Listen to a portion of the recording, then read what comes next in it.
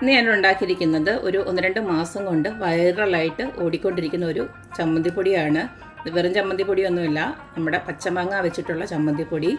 അടിപൊളി ടേസ്റ്റാണ് കേട്ടോ. ഒരു തവണ ഉണ്ടാക്കി നോക്കിക്കഴിഞ്ഞെങ്കിലേ ഇതിൻ്റെ ടേസ്റ്റ് എന്തെന്ന് അറിയത്തുള്ളൂ.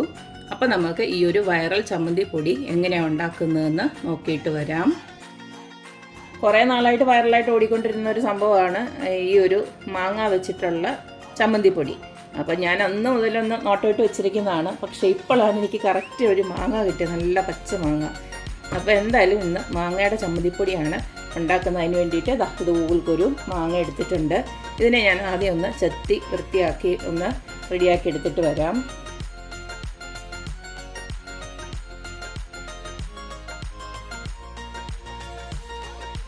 മാങ്ങയെല്ലാം അതുപോലെ ചെറുതായിട്ട് നുറുക്കി വെച്ചിട്ടുണ്ട്. നല്ല പുളിയുള്ള മാങ്ങ കേട്ടോ. ഇനി നമ്മുടെ ഈ ചമ്മന്തിപ്പൊടിക്ക് പ്രധാനമായിട്ട് വേണ്ടത് തേങ്ങ തന്നെയാണ്. ഒരു 2.5 കപ്പോളം എടുത്ത് വെച്ചിട്ടുണ്ട്. അടുത്ത നമുക്കിതിലേക്ക് കുറച്ച് ഏറെ കൊച്ചുള്ളി വേണം. അതുപോലെ തന്നെ കുറച്ച് കറിവേപ്പില, അതും കുറച്ചധികം വേണം. കറിവേപ്പിലയൊക്കെ ഇടുന്നത് നമ്മുടെ ചമ്മന്തിപ്പൊടിക്ക് നല്ല ടേസ്റ്റാണ്. അതുപോലെ തന്നെ ഇത്ര ഇഞ്ചിയും കൂടെ എടുത്തിട്ടുണ്ട്. ഇനി ഇതെല്ലാം കൂടെ നമുക്കൊന്ന് ചതച്ചെടുക്കണം. നമ്മുടെ മിക്സിയുടെ ജാറിലിട്ട് ചെറുതായിട്ടൊന്ന് ചതച്ചെടുക്കണം. ആദ്യം തന്നെ നമുക്ക് ഈ ഇഞ്ചി അതുപോലെ തന്നെ ഉള്ളിയെല്ലാം കൂടെ ഒന്ന് ചതച്ചെടുക്കാം. കറിവേപ്പിലയും കൂടെ ഇതിൻ്റെ കൂട്ടത്തിൽ നമുക്കിട്ടൊന്ന് ചതച്ചിങ്ങെടുക്കാം. ഇതാദ്യം ഒന്ന് ചതച്ചെടുത്തിട്ട് വരാം. അപ്പോൾ ഈ ഒരു രീതിയിൽ ഞാൻ ചതച്ചെടുത്തിട്ടുണ്ട്. ഇതിനെ നമുക്കൊരു പാത്രത്തിലോട്ടൊന്ന് മാറ്റി വെക്കാം.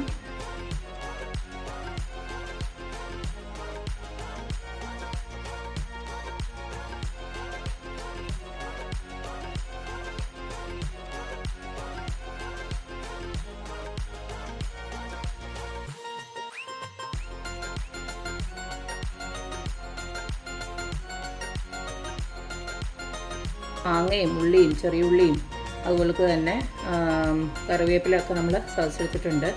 ഇനി നമുക്ക് ഇതിലേക്ക് ഈ ഒരു തേങ്ങ ഉണ്ടല്ലോ അതുകൂടെ ജസ്റ്റ് ഒന്ന് ക്രഷ് ചെയ്തിങ്ങെടുക്കാം. അല്ലെങ്കിൽ ഇതിൻ്റെ കൂട്ടത്തിൽ ഇട്ട് നമുക്ക് വറക്കാനുള്ളതല്ലേ, അപ്പോൾ അതിൻ്റെ കൂട്ടത്തിൽ വേറെ ഒരു വറവായിപ്പോ.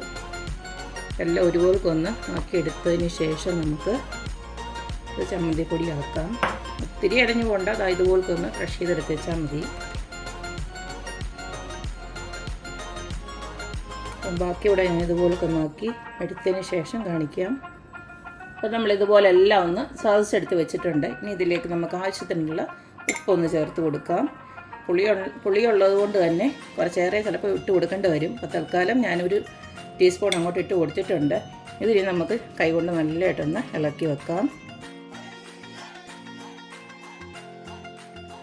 ഇനി നമുക്ക് ഇതെല്ലാം ഒന്ന് ഇളക്കി വെച്ചിട്ടുണ്ട്. ഇനി നമുക്കിത് അടപ്പയിലിട്ട് ചെറിയ രീതിയിൽ വറുത്തെടുക്കണം. വെള്ളം എല്ലാം വറ്റിച്ചെടുക്കണം.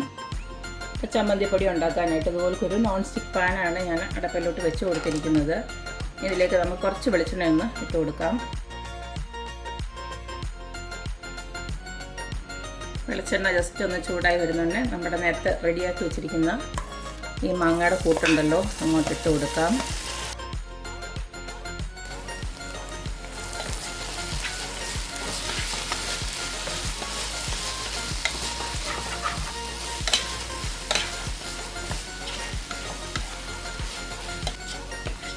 ഇതുണ്ടാക്കാൻ എടുക്കുമ്പോൾ ഇച്ചിരി വിസ്താരമുള്ള ഇങ്ങനെയുള്ള പാത്രം എടുക്കണം. കാരണം ഒരുപോൾക്ക് നമ്മുടെ ഇതെല്ലാം ഒന്ന് മൂത്ത് വരാൻ വേണ്ടിയിട്ടാണ്.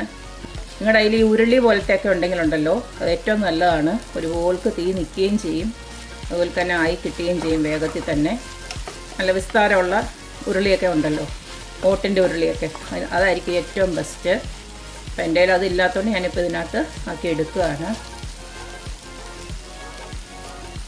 ഇപ്പം നമ്മുടെ വറക്കാൻ വെച്ചത് ഈ ഒരു പരുവായിട്ടുണ്ട്. ഏകദേശം ഒന്ന് വറ്റി, അത്രയേ ഉള്ളൂ. എന്നാലും നല്ലതായിട്ട് വറ്റിയിട്ടില്ല. ഇനിയും നന്നായിട്ട് വറ്റിച്ചെടുക്കണം. വെള്ളം ശരിക്കും വറ്റിച്ചെടുത്തില്ലെങ്കിൽ ഉണ്ടല്ലോ നമ്മുടെ ഈ ഒരു ചമ്മന്തിപ്പൊടി വേഗം ചീത്തയായിപ്പോവും. അപ്പോൾ മാക്സിമം നമുക്ക് എത്രയും വറ്റിച്ചെടുക്കാമോ അത്രയും രീതിയിൽ തന്നെ വറ്റിച്ചെടുക്കണം. ഞാൻ പറഞ്ഞല്ലോ നേരത്തെ തന്നെ ഇത്തിരി ഒരു ടൈം എടുത്തിട്ടുള്ളൊരു പരിപാടിയാണ്. കുറച്ചൊരു ക്ഷമയോടുകൂടി ചെയ്യേണ്ടതാണ്. ഞാൻ ഇതുവരെ ചെറിയ തീയിൽ വെച്ചിട്ട് എനിക്ക് വേറെ ജോലികളൊക്കെ ചെയ്യാനുള്ളതൊക്കെ ചെയ്തെടുത്തു. അപ്പോൾ ഇത്രയും ഒന്ന് വറ്റി വന്നപ്പോൾ ഇനി നമുക്ക് തീ ഇത്തിരി ഒന്ന് ഒരു മീഡിയത്തിലിട്ടിട്ട് ഇങ്ങനെ കൈവിടാതെ ഇളക്കിക്കൊണ്ടിരിക്കാം. ഇനി ഇതിനകത്ത് കുറച്ച് കാര്യങ്ങളൂടെയൊക്കെ ചേർക്കാനുണ്ട്. അത് അവസാനം നമുക്ക് ചേർത്തിട്ട് പിന്നെ നമുക്ക് വാങ്ങിയെടുത്താൽ മതി. അത് ഇത്തിരി കൂടെ ഒന്ന് വറ്റിക്കോട്ടെ. ഒരു 10 മിനിറ്റ് കൂടെ കഴിഞ്ഞപ്പോഴത്തേന് നമ്മുടെ ചമ്മന്തിപ്പൊടിയുടെ എല്ലാം നല്ലതായിട്ട് വറന്ന് വന്നിട്ടുണ്ട്. കണ്ടില്ലേ, എല്ലാം ഒരുപോലെ വറന്ന് വന്നു. കളർ തന്നെ മാറിയത് കണ്ടില്ലേ. ഇനി നമുക്ക് ഇതിലേക്ക് ഞാൻ പറഞ്ഞല്ലോ കുറച്ച് സാധനങ്ങളൂടെ ആഡ് ചെയ്യണം. ഈ സമയത്ത് നമുക്കത് ആഡ് ചെയ്ത് കൊടുക്കാം. ആദ്യം തന്നെ ഞാൻ 1 സ്പൂണോളം വറുത്ത് പൊടിച്ച ഉലുവാപ്പൊടിയാണ് ഇട്ട് കൊടുക്കുന്നത്.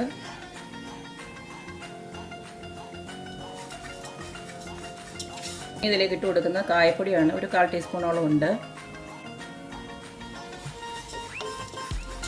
അതുപോലെ തന്നെ നമ്മൾ ഇതുവരെ എരിവിന് ആവശ്യമായിട്ടുള്ള ഒന്നും ഇട്ട് കൊടുത്തിട്ടില്ല. അപ്പം നിങ്ങളുടെ എരിവിന് ആവശ്യമായിട്ടുള്ള മുളക് പൊടി ഇട്ട് കൊടുക്കുക. ഞാനിപ്പോൾ ഒരു 3 സ്പൂൺ ഇട്ട് കൊടുക്കുകയാണ്. ഇത് കാശ്മീരി ചില്ലിയാണ്.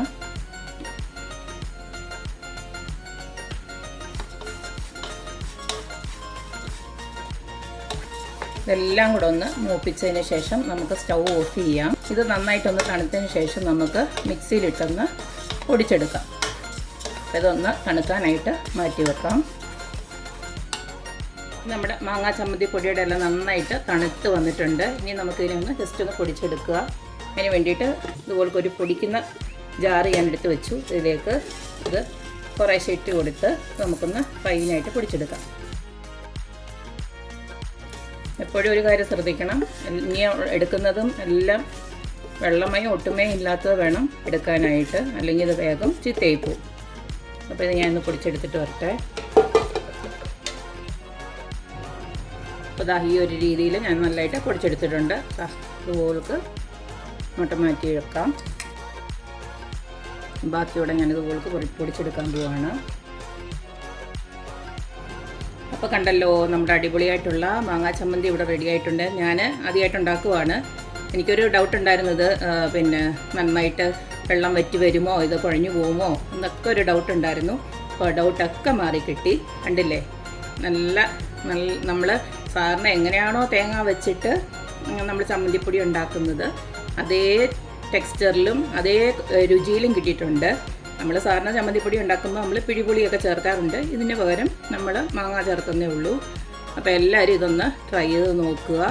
മാങ്ങ സീസണൊക്കെ തീരുന്നതിന് മുന്നേ തന്നെ ഇതെല്ലാം കുറച്ചങ്ങനെ ഉണ്ടാക്കി വെച്ച് കഴിഞ്ഞാൽ സൂപ്പറായിരിക്കും. കുറച്ചേറെ നാൾ ഇതിങ്ങനെ തന്നെ പുറത്ത് വെച്ചാലും ഒരു കുഴപ്പമൊന്നുമില്ല. ഇനി അഥവാ നിങ്ങൾക്ക് കുറച്ച് ഡൗട്ടുണ്ട്, ഇത് നന്നായിട്ടായിട്ടില്ല അല്ലെങ്കിൽ നന്നായിട്ട് വെള്ളം വലിഞ്ഞിട്ടില്ല എന്ന് തോന്നുവാണെങ്കിൽ ഫ്രിഡ്ജിനകത്ത് വെച്ചാലും എത്ര നാൾ വേണമെങ്കിലും യൂസ് ചെയ്യാം. അപ്പോൾ എല്ലാവരും ഇതുപോലൊക്കെ ഒന്ന് ഉണ്ടാക്കി നോക്കുക, അഭിപ്രായങ്ങൾ അറിയിക്കുക. അപ്പോൾ എപ്പോഴും പറയുന്ന പോലെ തന്നെ എൻ്റെ റെസിപ്പീസ് ഇഷ്ടമുള്ള എല്ലാവരും please like, share and subscribe. അപ്പോൾ ഇനിയൊരു അടിപൊളി വീഡിയോ ആയിട്ട് വരുന്നവരേക്കും ബൈ.